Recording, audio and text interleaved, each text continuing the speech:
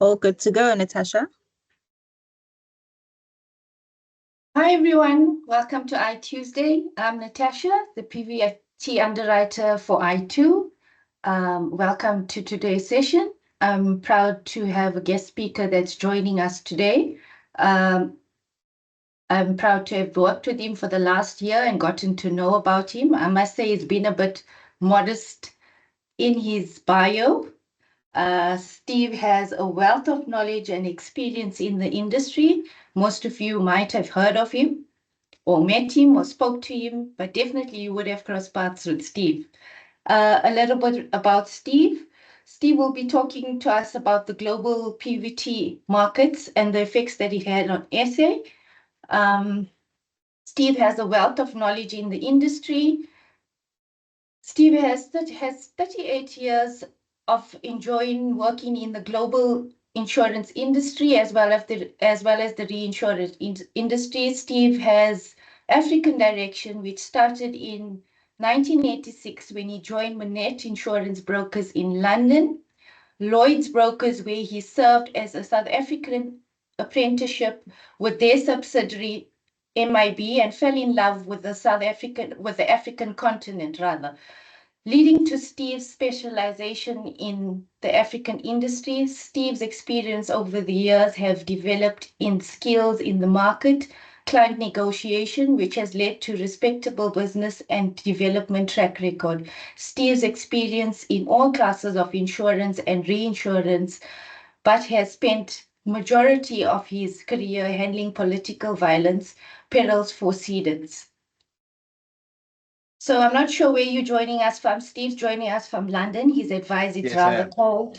It's rather cold. And if you're in Johannesburg, we've been having, Steve, just to let you know, we've been having 4 seasons in one day. So we're not really prepared for the weather, or not sure how to dress, actually. So Steve, the stage is all yours. Thank you. Thank you. Well, thank you for that introduction. So shall we begin? I prepared some slides here that are based upon 3 books that we've written, which explain the marketplace in terms of how the political violence market has changed in the last sort of 3 or 4 years. So those of you will be familiar with that if you have been placed in business in the market. So here we go. Hopefully going to aim for about 45 minutes of presentation. I will try and speak slowly because unfortunately I get excited and I end up rushing things. So my apologies for that. So let's see.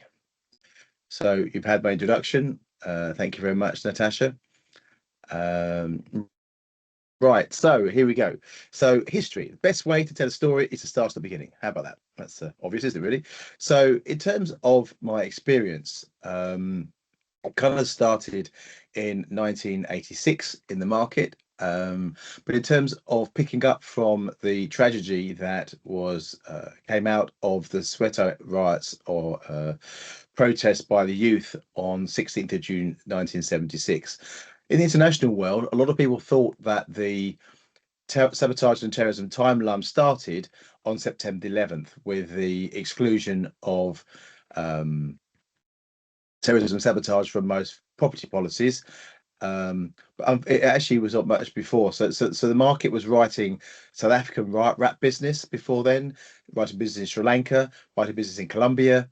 So in terms of the pool, your local Sasria pool is the first pool in the world and was set up in the mid-70s as a result of the insurance market in South Africa effectively not wanted to cover this particular incident, these particular perils. So in terms of the perils we're talking about here, not to be confused, we are covering terrorism and sabotage, riot strike, civil commotion, malicious damage, and we also extend that to cover some of the more political violence perils such as coup d'etat, rebellion, revolution. In terms of some of the other sometimes political violence and political risk, we're here to talk about political violence. Political risk is often described as perils like confiscation, expropriation, nationalisation. We're different from that in terms of what we're doing here.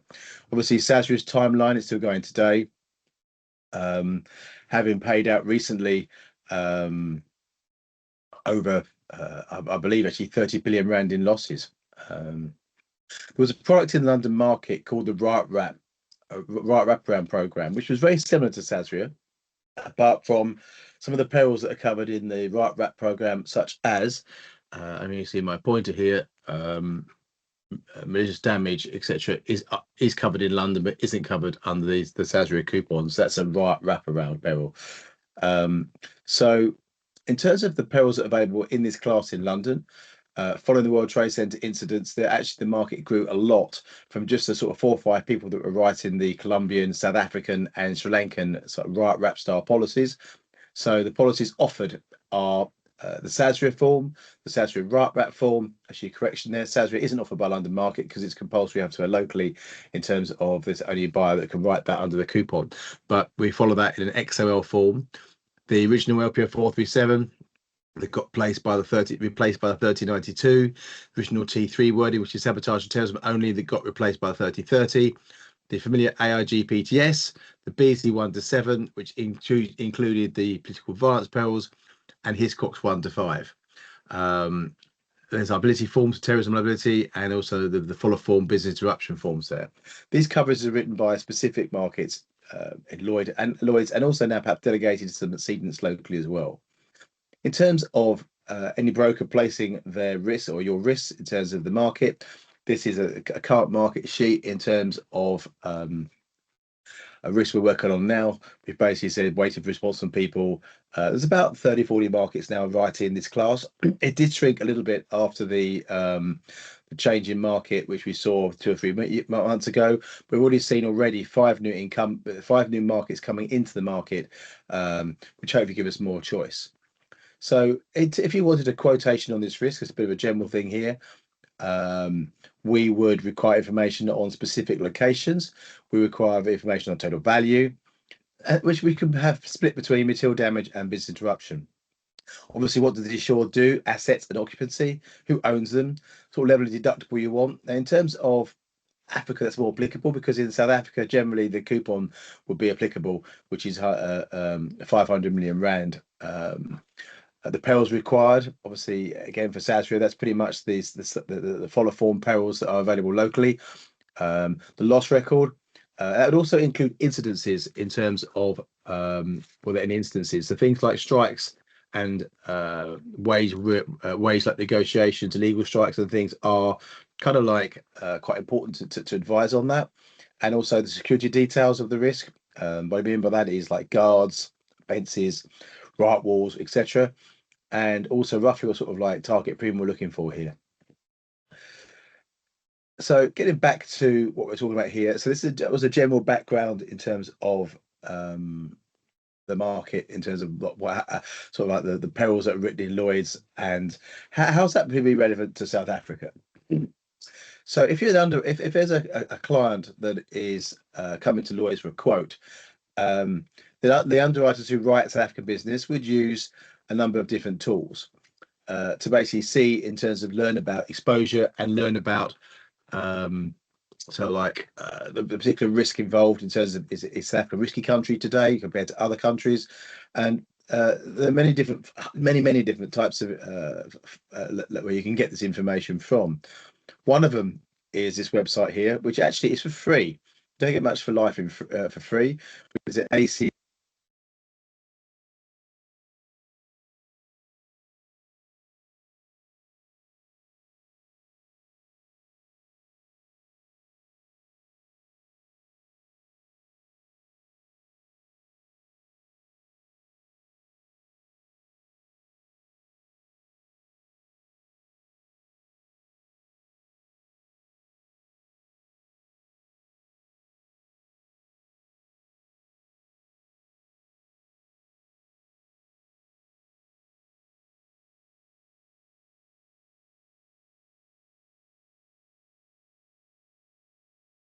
And Steve, it seems you are now frozen on our screens. Can you hear us?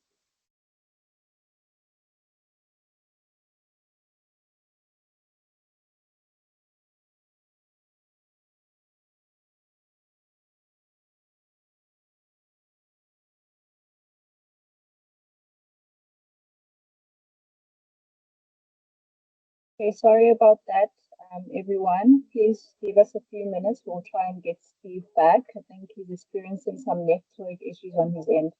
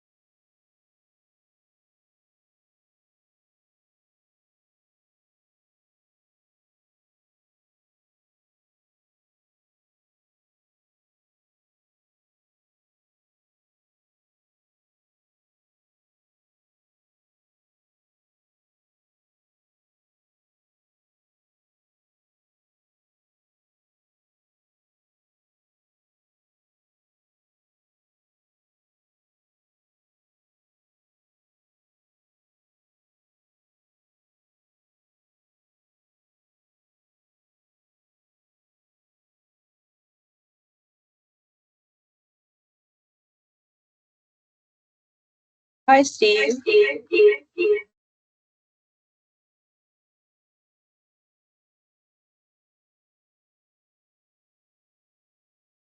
Hi, Steve. Please confirm if you can hear us. We see that you're back on.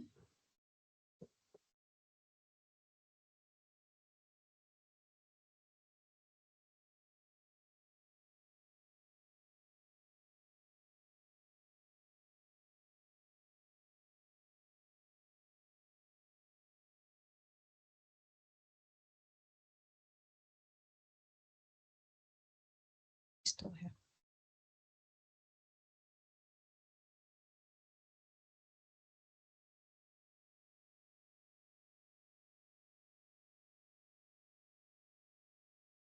Steve, can you hear us?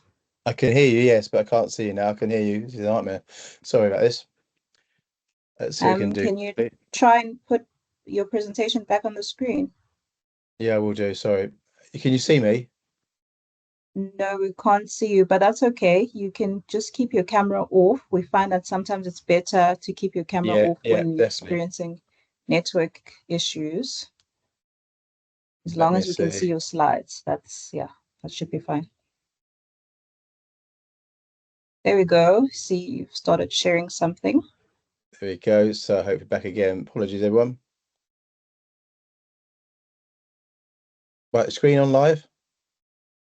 Yes, please put it to full screen. Oh yeah, it helps, doesn't it, really? Hang on a second.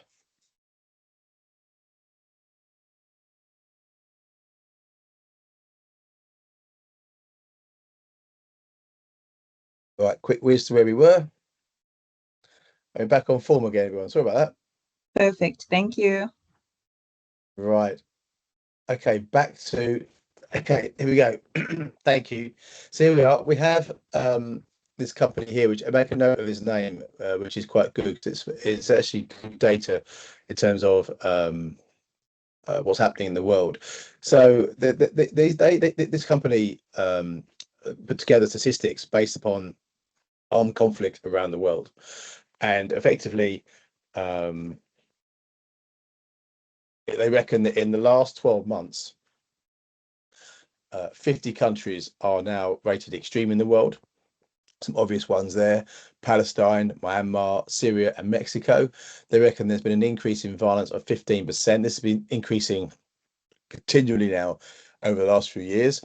And they reckon that last year, 1 in 7 people have been exposed to some kind of conflict in some way. So here's some information that they collect, which is basically, obviously, election information is quite important these days in terms of happening in the world. South Africa had theirs this year, which was awesome. So we've got coming up Namibia, Botswana, South Sudan. These are African ones I've put in here. And then also for 25 next year, Burundi, Cameroon, Central African government, general elections, the Comorian, Egyptian, Gabonese, Ivory Coast, Malawi, Seychelles, and also Tanzania there, and Togolese at the end. So in terms of this, I looked this up a couple of months ago when we were preparing these slides, and it's like a heat map they put together. So extreme being areas which you'd expect here, and also areas in low inactive. Now, South Africa is turbulent. Whether you agree or disagree with that, kind of like it's just I have my own personal opinions. I live in Cape Town, but certainly the Palestine was basically rated the worst place in the world right now. I would say if you ran this today, it may likely be Lebanon. Just what's happening there. But this company rate every country in terms of a number of levels based on the analysis of indices for political violence data. So underwriters can get a feel of whether each countries are high risk or low risk when rating the business. So, for example, here, this is a percentage change example where effectively Ukraine, that's the number of events, and this is set to previous year. So you can see the trend here in terms of the world, which is effectively there's that 15% figure in terms of incidents from this year to last year. So this, you can see here that there was a 19% increase in incidents in Ukraine, 200% in Lebanon, almost 100% there in Russia. So if we go down the different countries, you can see here effectively Guatemala is interesting. There we are, South Africa. So that hasn't become any more violent in the last 12 months. It's probably a reflection of the elections and hopefully some good change happening in the country at the moment. So effectively, the Sasria paid out in 2021 over 30 odd billion of losses, of which the economic cost they believe was near 50 billion. And if you add in the incidents and things that happened excess of the coupon, which were picked up by the rat market, you're probably looking at 50-60 billion rand loss, which is absolutely huge. But if you look at historically, this is quite interesting, and this is what we try and explain when we're explaining South African risks to the market. Whilst the world here on the top left-hand side is increasing in violence, you can see a spike here by political violence and demonstrations. You can see here the number of events. This is the period that was being shown, including the 2021 riots. You can see here that spike in terms of events and fatalities, and there's some of the heat map there. So whilst sometimes South Africa is probably responsible for one of the largest recent losses to reinsurers,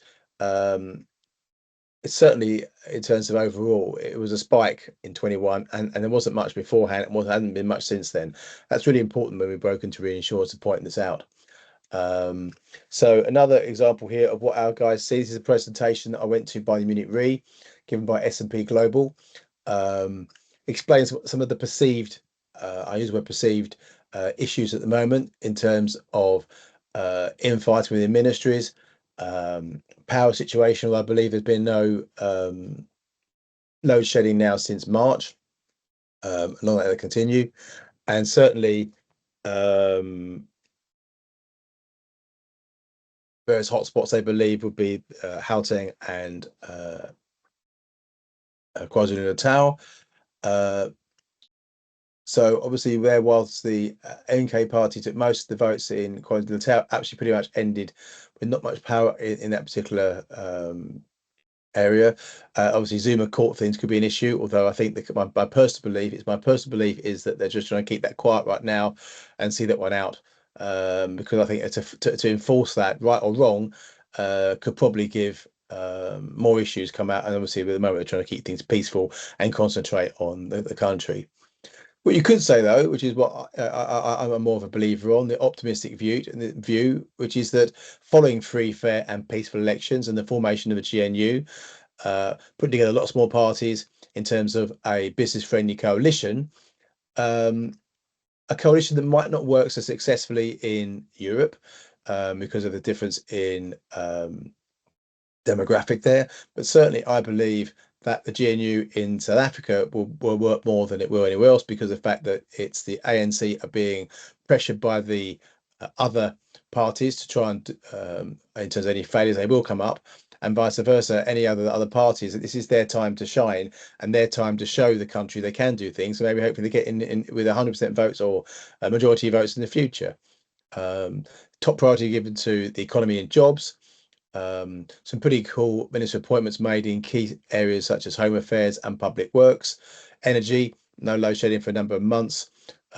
Huge growth of alternatives coming up now, which is good. And also the fact that a lot of the country has now gone on to other things themselves and taken the pressure off the grid. Seeing investments here from Toyota, Qatar Airways, BMW, Anglo American as examples. Currency is the strongest it's been in many years. JSE at an all-time high, basically giving confidence at 8-year high in terms of risk premium on SA unwinding. So I do think that there's a lot of positive sides that South Africa is going through, and certainly if anyone's broken South African business, this is the slide they should be showing, not some of the things we're seeing here, which is what the underwriters get shown by their own internal people. So it's important to keep the message. You know, we do at Howden a lot of client visits where we invite our market to come down to South Africa and see for themselves that actually, you know, it's not as bad as the world press try and make out sometimes. So in terms of what I'm about to present now, for the next 20 minutes or so, is a recent article I was in The Expert, which is iTOO's new publications, which is a really good magazine, but also Howden itself. So I'm sure we can make this available to people if you want to get in contact with me via iTOO, is a magazine on the world of trouble, 2024 Turning Point, and just recently now Beyond the Horizon. These are market publications that we don't mind people sharing, using for their clients, and I'm going to use some examples of what this content is in this publications over next time to try and explain really what how the world in terms of globally is affected, particular countries themselves. So first of all, with a particular reference to political violence. So I'm going to run through these slides. They're quite wordy, but try and point out the key points here in each one. I don't know if you can see my pointer. So the standalone political violence market that was established pre 9/11 for countries like Colombia, South Africa, Sri Lanka, etc., has shown a strong track record of responding quickly in demands for reinsurance buyers. But pretty much the coverage was designed here to respond for physical damage, BI interruption following the acts of terrorism. And as time went on in the last 20 odd years, included such other areas such as political violence, riots and strikes, civil commotion. In terms of since January 2023, the global crisis has made the world a lot more riskier, as you can see from those reports saying that things are on their reading worse, and certainly things like Russia, Palestine, etc., haven't added to that. And South Africa itself has been part of that process as well, seeing an unprecedented amount of losses. So where that slide in South Africa I showed before, which had sort of clean losses or incidences really in terms of the market up until 21, there have been a lot, and you'll see a lot of other areas that have also continued to give our market triple-digit loss ratios. So it has led to a complete reinsurance reset. Some property carriers are reducing or pulling out of the sabotage and terrorism market completely. And the difficulty is trying to find equilibrium where between meeting clients' expectations and also typical where the market now require more coverage, and the coverage ends up reducing and being more expensive than ever. So in terms of various different moments that have kind of led to this, as I say, the market, political violence market, has been very profitable for a number of 2 decades up until 2019, and we end up with, if you think of the countries which you're mentioning here, you've got here countries like so if we add up these losses here, sorry, you've got the likes of Chile, USA. I mean, there's the USA sort of Black Lives Matter riots, over 2 billion rand in damage, and they're all insured, not necessarily in our market, the standalone political violence market, but actually in the riots and strikes market as part of the assets program. But all these losses, whether they come from a riots policy or a fire policy, still end up with the major world carriers such as Hanover, Munich Re and SCOR, that whether they don't know how it gets to them, but whichever policy comes to them, it still came to them. So South Africa, we just mentioned those figures, Sri Lanka, the Easter bombings, and Peru, which have all and more recently, as I say, we have been looking at Ukraine and the Gaza area as well, and now Lebanese area. So you've gone from sort of like no loss ratios to billions of losses. You're probably looking at over $50 billion of losses in terms of these here. What surprises a lot of people is that incidences such as Russia's invasion of Ukraine were insured. A lot of the Lebanese subs are there insured, all at Lloyd's in the same market that was writing your right wrap stuff. But with other things as well, these various events that are, the Ukraine loss is probably the largest loss ever in the world.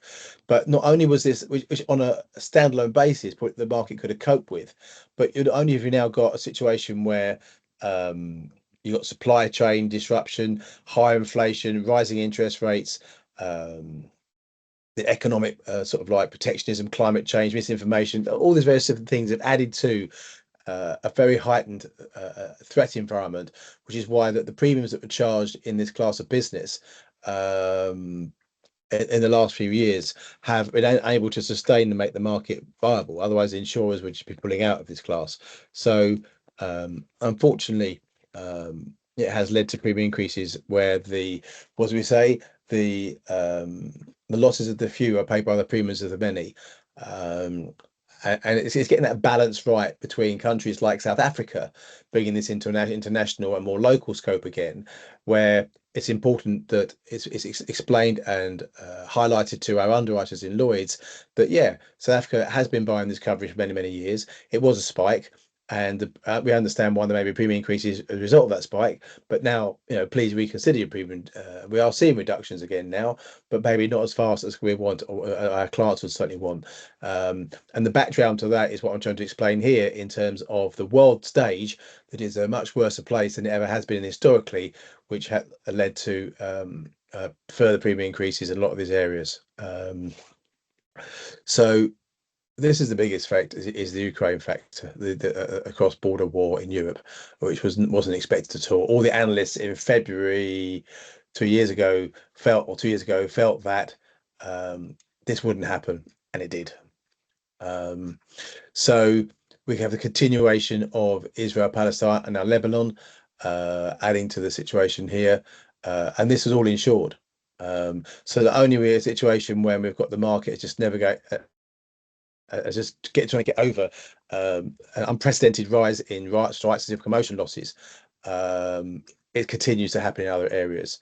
I mean, they reckon there's at least 2.5 billion damage of dot losses in the political violence market alone in Lebanon, which will lead to, in the Middle East, hardening of policy coverages, reduction extensions, and aggregate caps on each area. So if you're an underwriter writing this class of business when anyone was happy before, you've now got a lot more things to think about when underwriting this class of business in Lloyd's and other markets, of course.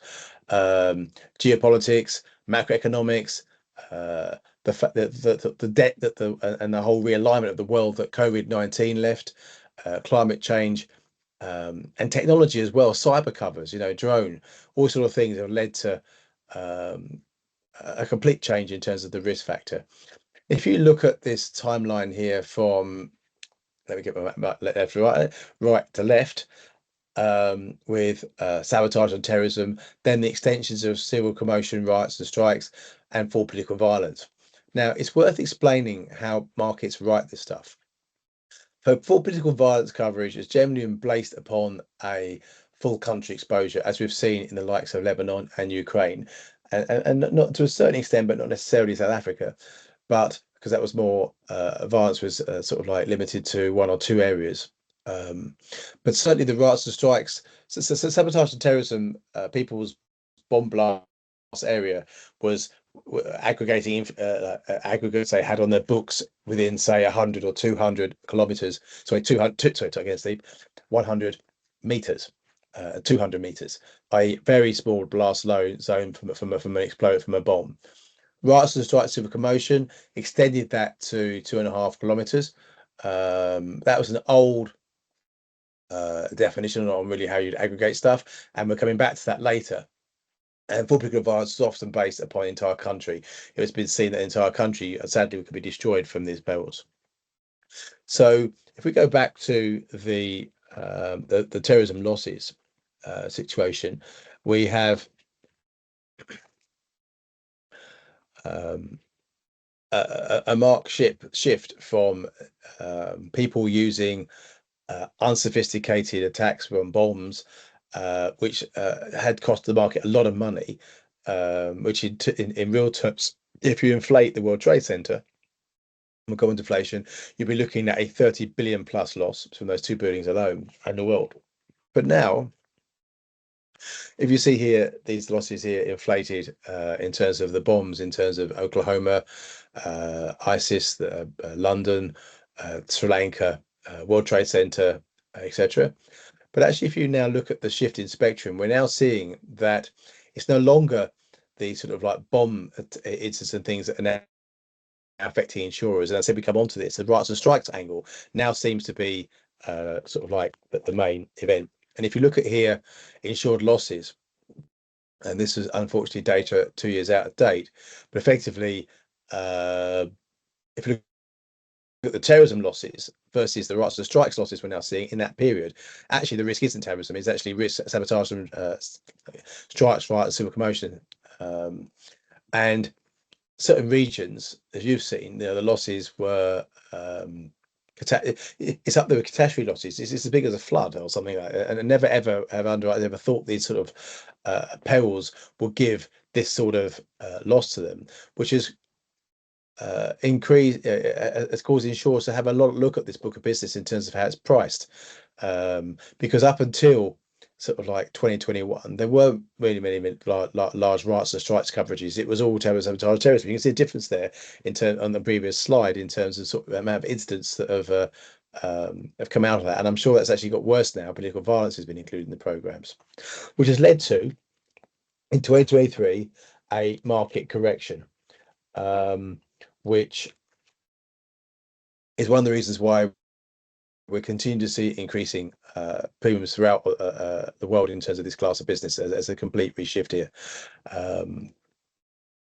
If you look at this, is an interesting slide. This goes through the rating of this class of business.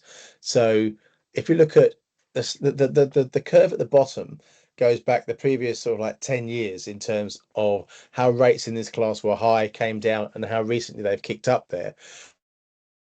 The coloured sort of our month by month increase and decrease. So red decrease, decrease, decrease there, and the various peaks that these things happened. And now the increases that we're now seeing in various classes of area. I would say now that we're maybe seeing in certain territories, and this is where a lot of that slide I went earlier on, of the happy slide for South Africa, has had some effect. Because if you then move this forward now, we're now seeing that a lot of our clients are enjoying reductions in their SASRA wrap. Again, we're probably seeing in some cases with broke risk with 40% reductions, 50% reductions in premium, depending upon the amount of premium charged in the first place and whether the previous loss is there. But there is a lot of new entrants coming to this class, which is a natural cycle. But still the premiums are nowhere near the sort of level that we had historically before. And it is really area specific. But it's a general slide that kind of explains what's happened here. Moving on to this year, 2024, why we were hoping to maybe see further reductions at the start of this year, and why we're only seeing them now. This is a year which had changed massively the risk landscape as we've seen, in terms of implications that this class of business has now had on it, such as security, investment, trade, supply chains, and political stability in the world. We'll all hope the world will become a nicer place, but certainly in terms of the statistics that we're seeing, we're now looking at a threat environment that actually is much worse than ever before. So these are, who knows about inflation, different areas in terms of, there seems to be some areas under control, some aren't. Supply chain disruptions definitely affected. I mean, the price of food, the price of anything these days. I can't work out sometimes why my dog groomer has to double his prices compared to maybe petrol, but everyone sometimes gets on the bandwagon for this. Sorry, dog groomer. So, but there's a consensus that inflation and cheap capital that supports the market has now been eroded by a number of shocks, not just one, but multiple shocks in any one period. There's effectively brought the sort of like the geographical reset that we're seeing here in this class of business. Yes, there has been insurers, when they underwrite risk, are resilient to work with a number of accumulating and sort of intersecting types of peril, but we've never seen anything like what the world is seeing is up against today. It's not just terrorism and sabotage or political perils that affect this. Extreme weather, AI generated misinformation, social and political polarization of Facebook and Instagram, and cyber attacks, economic turndown, all these things here which are on clients' minds these days in terms of writing risk. So in terms of sort of going to concentrate on some of the sort of what internationally would affect South Africa that could still make it losses cost more, and you look at things like the price of goods and services, whichever country you're in, and South Africa hasn't escaped this. The cost of everything has increased. Supply chains, in terms of how things that used to go through the Middle East, used to go through certain parts to get to us, have increased massively. The disruption there, we saw a previous slide in terms of the increase of costs in terms of getting things through the Red Sea, and how the sort of like the Suez Canal, etc., in terms of being blocked, etc. In 21, we saw how that affects an increase on pricing, commodity prices, energy costs. Oh Lord. The labour market, where you've now got minimum wages, tight inflation, people now being able to afford to live, the cost of living crisis, it has all put pressure on the world. Inflation has had a massive increase in insured valuations, and so it's important that you check your clients. This isn't necessarily South Africa's fault, but it's a globalization is affecting your clients in terms of the values here, in terms of values, in terms of the amount of effect it's having on us. That's an interesting slide in terms of how much the commodity prices, global energy, etc., has actually increased in our lives, and the political turbulence in terms of the number of elections that have gone on this year. So a lot of them peacefully, which is good, but they didn't always have to go peacefully. Number of weight there in elections this year, in the last 12 months, in terms of 40% of the world's population, 60 countries basically went for elections this year. That's that previous slide. There's only a few left this year and not so many next year. So that slide again on how civil unrest losses have increased over the period of time. So it's important to really, when we're talking to our clients in South Africa, is to try and find new solutions to sustain growth in product, but also could try and keep these prices within a reasonable amount, which is really hard.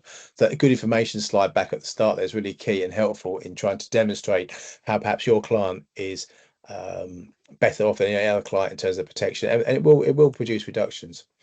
So these are the markets here that are effectively driving the game. This is the reinsurance market.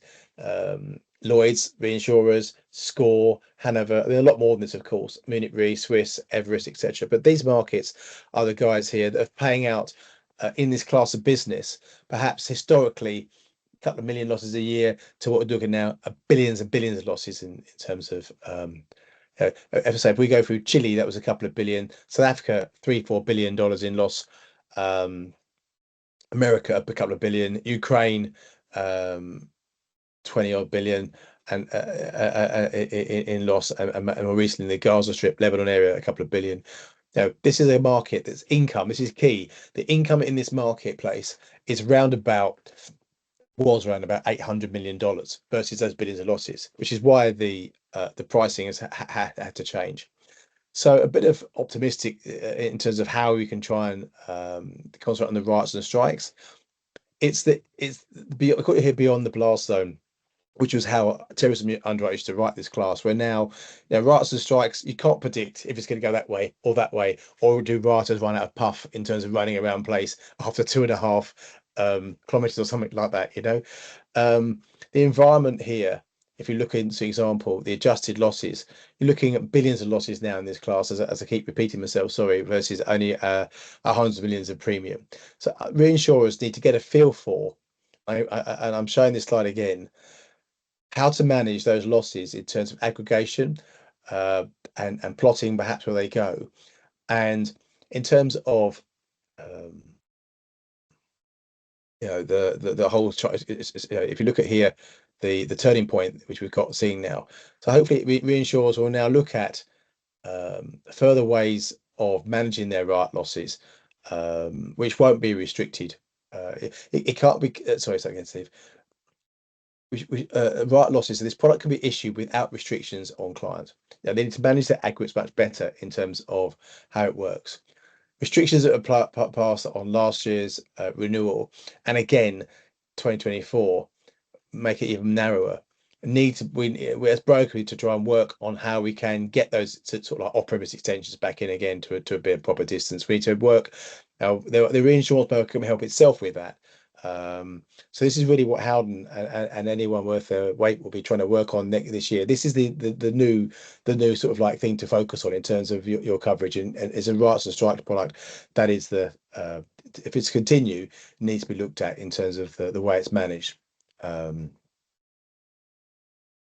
So I think that's kind of where we are really. So hopefully in the last 50 minutes or so, apart from my interruption, to apologize for that, where something failed. I thought what happened there.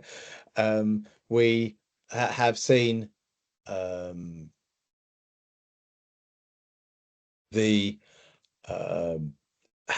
something globally can affect a country like South Africa in terms of the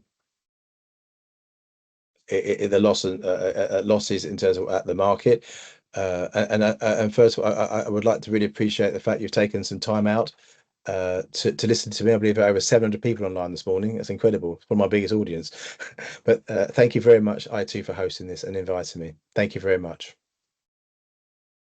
Thank you, Steve. That was excellent.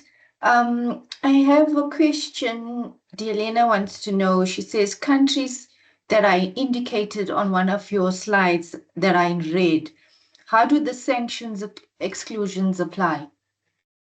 Okay, sanctions and war are very different. So sanctioned countries are a way of from an economic control in terms of countries. So if a country like a Western country or South Africa or anyone really wants to sanction a territory, that's a different game. What you're looking at there is not necessarily unsanctioned countries. A lot of them are sanctioned, but there's difference in terms of how sanctions are used as a economic weapon against people. But what we're looking at here is political violence, as in actual physical damage, as opposed to financial damage, financial means of trying to control people. Steve, just a question from my side. Currently, because you have access to the London markets and all the markets with pricing, so you would be able to give us more information. Are you seeing the South African markets and pricing stabilizing and coming down soon? Yes, we are. We're seeing reductions. I mean, some of our larger clients that have been paying premiums of 30 or 40 million, we're seeing those premiums halving, and our aim is, but there's still, we have a client, for example, recently, and this is what we're trying to explain to our clients and the market my apologies, market, is that you've got a buying perspective where your premium on the coupon, whether it's right or wrongly priced, is irrelevant. The fact is that's how it's priced, and that is used as a benchmark locally in terms of what excess salary rights are going for. So if you've got a first 500 million coupon that is paying 500,000 rand, an excess right wrap program that's paying 4 million, hello, how's it even stack up? Yeah, but that's sort of level of pricing we've seen. So we haven't got that. Ideally, that 300,000 primary price, as an example, we should be paying the excess right wrap should be paying a couple of 100,000. It stacks, but and that's our aim as a broking house, to try and get that pricing down to that level. But we're not there yet. We've got a long way to go. But I think that last few slides, which is the work that the reinsurance market. So there's levels here, right? So you've got the cedants such as yourself, iTOO, who and the Lloyd's markets by treaty protection from cedants, from the reinsurance market in London, who then buy a treaty. It's those 4 or 5 treaty markets that have effectively priced up the thing massively in terms of because of the losses they've had from worldwide. We are seeing now syndicates who are trying to maybe try other alternative ways of protecting themselves, so they're not reliant upon those treaty markets to price out. It's going to be very interesting 1-1, and Baden-Baden is taking place this week now. There'll be lots of things coming out of that, particularly on the major chats will be riots and strikes in terms of the coverage. So we are seeing reductions, but we're hoping to see some more. As new entrants come into the space as well, like anything, when premiums go up, oh, that's nice money, they get involved in the marketplace, and then supply and demand increases, and then hopefully the price will come down again. We're on the downward slide. Yes, we are, which is good. Thank you, Steve. Steve, we have some requests for if you could share your presentation. So I'm very happy to share the presentation, and I'm more than happy to share those 3 documents as well. Which, if I send them one to you, then you can distribute them out over people if you want. But I'm more than happy with that. And happy to take any individual questions as well afterwards in terms of the next few weeks, whenever, if anyone wants to get hold of me or via you. Okay, so we have one more from John Kirby. What losses over 10 million anyone has there been in SA other than the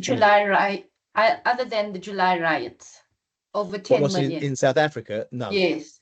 None. I mean, my previous slide, I think I had a slide here that had it on there, which did actually show that, and then that's the point. It was literally there's been nothing, then incident, and then since then nothing since. So I think that's why I'm trying to explain that South Africa's been caught. If the rest of the world didn't have those problems they've got now, it'd be a very different situation in terms of pricing in South Africa. It's actually it's the rest of the world's influence on our market that has affected the pricing we continue to see in South Africa, without a doubt. If the only incident in the world in the last 5 years was that one spike, and we would not see the pricing increasing that we saw. And actually renewals after the 21 July riots, they did speak up a bit, but actually they started to come down again. And then that change in 22, 23, when the rest of the world got nasty, that's when the pricing in South Africa really went up again. And that was really hard to explain to clients. Well, hang on a minute, we had a rate increase last year. What's happening this year again?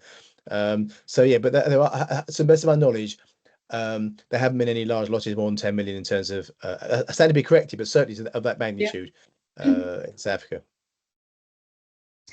Okay, thank you, Steve. Don't see any questions in the chat box, but definitely if there's anything that comes through to me, I'll pass it over to you or directly share your contact details if need be. But thank you, Steve. That was a great presentation. I really enjoyed it and look forward to seeing you soon. You will do. Thank you very much indeed. Really enjoyed that. Thank you very much. And thanks Thank everyone you all for joining. See you. Bye. Bye. Thank you.